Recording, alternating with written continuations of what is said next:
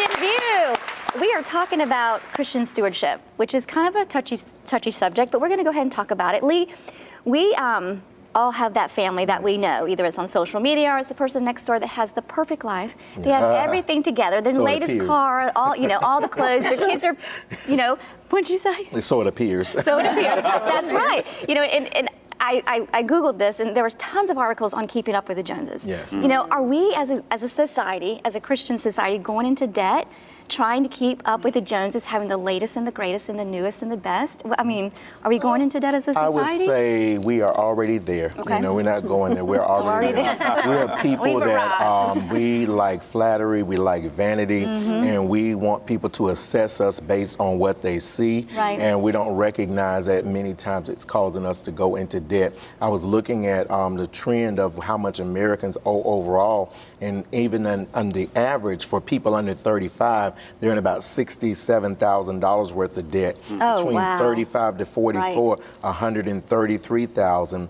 55 to 64, at least $108,000. Even people over 75 have over about $35,000 worth of debt. And that should be a time when people have no debt and just enjoying life. But because we are trying to flatter and impress people, we go out and get ourselves in these situations. My dad still has the old flip phone. One of the very first phones. He's like, I don't care. He's just gonna, flip his phone up. He doesn't care. You can still get service. It still works. Sometimes they don't give you service. That's right. And that time he doesn't want to talk. He doesn't get service. I think about the word says, where your treasure is, there your heart is also. Right. And if somebody comes in my closet and my treasure is full of Louis Vuitton and Gucci and Louboutin shoes, and I've got a small fortune in shoes and purses, that's where my heart is. But if they see me sowing into the kingdom, trying to help in Christian television, Christian media, Christian education, whatever, that's where you really see. That's where the rubber meets the road. Right. When you open your wallet and you see where you're writing checks to, that's where you know where your treasure is. And people don't understand. There are people in the church and in the world that have an understanding of the fact that because giving brings so much back, they have turned the thing around. We think of or having an issue with 10%. These are people who actually live on 10% and give 90%. Yeah, right. Yeah. And so you grow to that, but the bottom line is that it's obscene to live off of the 90% because they have so much. Right. And so we as Christians are supposed to be the ones who get to the point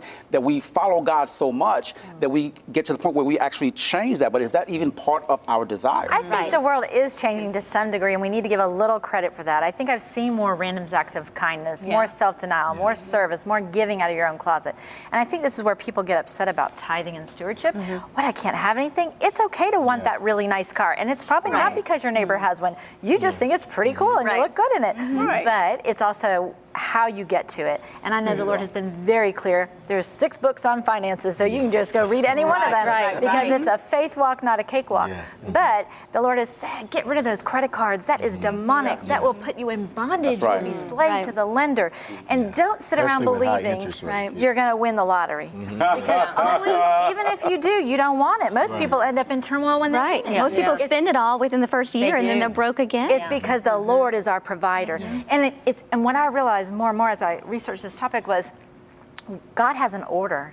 Don't get things out of order. Amen. Don't go get the car and then ask the Lord to provide for it.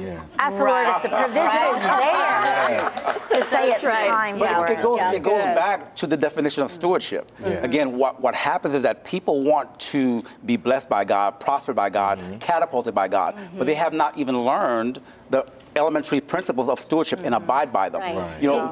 As parents, we would not provide certain things for our children if they're not ready. And so we have to understand that we're talking about the perfect Father who understands all things. It's not going to give you what you can't handle. And so our thing is to become someone who can handle it. But he told us in the Bible, in one of the 10 Commandments, don't covet what our neighbors have. And I think that's where we are as a society. We look and we see things that looks glamorous and everybody has this, and don't let it, our kids, everybody has it at school, they come home and they're wanting it. And even as a parent, you really can't afford it, but you start trying to make provisions. Well, maybe if I put it on layaway, I can get it for them by Christmas time. But sometimes you put yourself in a bind, trying to keep up and keep this image so that people will see you as. And in reality, it's not going to bring you happiness in the end. especially exactly right. if you put it on credit cards, it's going to weigh you down. But empty. But I think it's the epidemic of low self-esteem, and I see that so much as a stylist. And what we're thinking today, I don't even know that young people today know the term keeping up with the Joneses. I think it's that my self-worth comes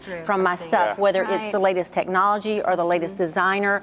But, you know, Jesus says in John 4:14 to come and drink from him, basically the well that never runs dry, because stuff will always make you want more stuff. And that's the vicious cycle about it, for sure. And the Bible does say, "Oh, no man anything but to love them." You know, He doesn't want us in that bondage. He doesn't, you know, He sets these parameters not so that we can't have fun and enjoy our life, but so that we're protected in the end. But it's back to what Jackie was saying. It's not that God is saying to you can't have that car, you can't have this, you can't have that. He says you can have all that, but seek first the kingdom. There is a way. He is a good father who wants to give good gifts to his good children. And if you will allow him, believe him, and let him do that, then he'll do it. But you cannot want to take it into your own hands and have the same thing. You know, the research that I did said one of the things with debt is the online and retail fast fashion accessibility, that Americans can shop nonstop, or anyone these days, 24 hours, and have it conveniently delivered, and it continues to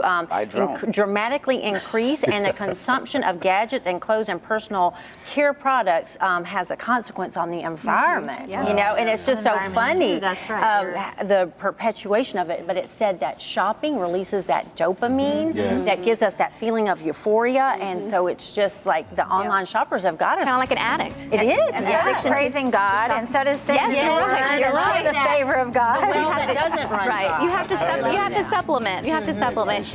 Well, stay tuned. We'll be right back to talk more about stewardship on The Christian View.